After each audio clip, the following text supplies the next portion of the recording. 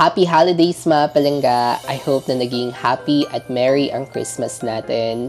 And for today's video mga palangga, dahil patapos na yung year 2024, I'll share to you naman kung ano nga ba yung best credit card na nagamit ko for the year 2024 that I will continue using more this year 2025. So for this year 2024 mga palangga, nadagdagan yung kaisa-isa kong credit card.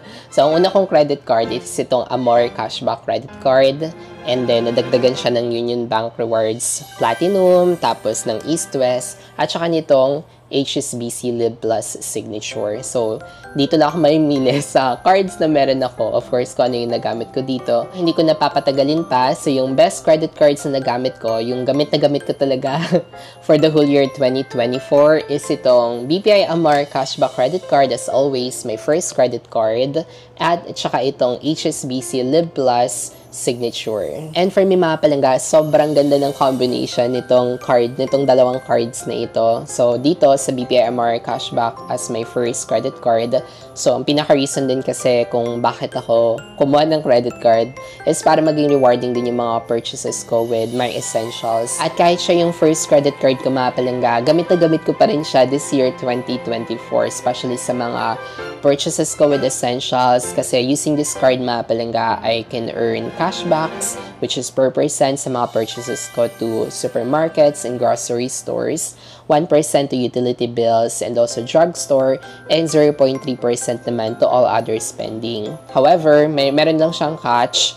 Para maka-earn ka ng cashbacks, it needs to be 1,000 pesos spending or more than 1,000 pesos para siya maging eligible for cashbacks. Pero the good thing is, naging rewarding talaga yung mga essential purchases ko, especially sa mga groceries, kasi halos twice a month or thrice a month ako nag-groceries. So, very rewarding talaga for me itong BPI Amore Cashback Credit Card. Not just only with groceries, but also with utilities. Kasi ang dami kong bills payment na binabayaran every month, like water, electricity, internet, tapos yung sa mobile bill ko pa, o yung sa phone plan ko pa. So, ang dami kong mga utility bills or monthly bills payment. Kaya, gamit na gamit ko tong BPI Amore Cashback. Especially nung nalaman ko na pwede pa siyang gamitin for payment to Pag-ibig, yung sa mortgage ko. So, ayun, nagagamit ko pa talaga tong BPI Amore Cashback Credit Card para maging rewarding pa yung mga essentials, yung mga regular bill na binabayaran ko every month. And dito naman kay HSBC Live Plus Signature, so this is also a cashback card. So cashback na yun na-earn nito. Same goes with my BPI Amore. But with this one, I can earn cashbacks to non-essentials naman, which is I can earn 8% cashbacks with dining kapag gagamitin ko siya sa mga restaurants, which is gamit na gamit ko siya sa mga travels namin. I can also earn 5% cashbacks with shopping and also entertainment. So kapag magsha-shopping ako, bibili ako ng bagong gamit, ganun. So ayun, 5% yung ma-earn kong cashbacks with this. And also sa entertainment, like kapag manonood ng movies or bibili ng ticket for cinema, not just only with cinemas, but also yung mga online streaming like Netflix, or kung ano pa mga streaming applications. So if I will be using this HSBC Live Plus Signature, so I can earn 5% cashbacks. And also 2% cashbacks naman sa mga fast foods like sa mga Jollibee or McDonald's. And last is 0.2% cashbacks naman to all other spending. So for me, sobrang perfect talaga ng combination nitong card na to, which is this one focuses on essentials, while with this one naman, it focuses to non-essentials or dining and shopping. However, with this HSBC Live Plus Signature mga palangga, meron din siyang catch para ma-earn yung higher cashbacks. So, kung dito sa BPI Amore, for us to earn cashbacks for our purchases, it needs to be at least 1,000 pesos. Dito naman kay HSBC Live Plus, any amounts will do naman. So, kahit less than 1,000 pesos yun, ginagamit ko talaga ito, especially sa mga small purchases ko. Yun nga lang, para ma-earn yung cashbacks, yung higher cashbacks, kailan dapat yung maging total spending ko within billing cycle or within statement is up to or at least 10,000 pesos. Now, kung hindi ko naman may hit yung 10,000 pesos per statement, magiging 0.2% na lang siya. May cashbacks naman, pero mababa na lang. Pero based naman sa experience ko mga palangga, gamit na gamit ko tong HSBC Live Plus, especially sa mga small purchases ko, kasi ang dami ko ng yung mga small purchases, knowing na one of my payment method na ngayon is lagi kong ginagamit is credit card. So kapag magbabayad ako sa mga merchants, check ko talaga kung nag-accept sila ng credit card. And then if they do accept credit card, so ini-utilize ko talaga yung paggamit ng credit card kahit yung mga small purchases ko. And I have now the option to use my credit card, which is itong HSBC Live Plus, para naman sa mga small purchases ko. So, dahil sa mga small purchases na yun, nabubuo ko yung 10,000 pesos per statement. Kaya, for me, mukhang ano naman siya, mga palangga. Mukhang kaya naman siya kung gagamitin talaga natin yung credit card or gamit na gamit talaga natin yung credit card with our daily spending. Both cards are cashback cards, mga palangga. Sobrang love ko talaga mga cashback cards kasi nafe-feel ko yung rewards with all of my spending or yung mga purchases ko. Kaya, I do really like cashback cards talaga. Nakakatuwa lang din mga palangga kasi it's easy for me to decide on which card yung kailangan kong gamitin for my certain purchases. So kapag essential siya, tapos more than 1,000 pesos, so I do use BPI Amore cashback.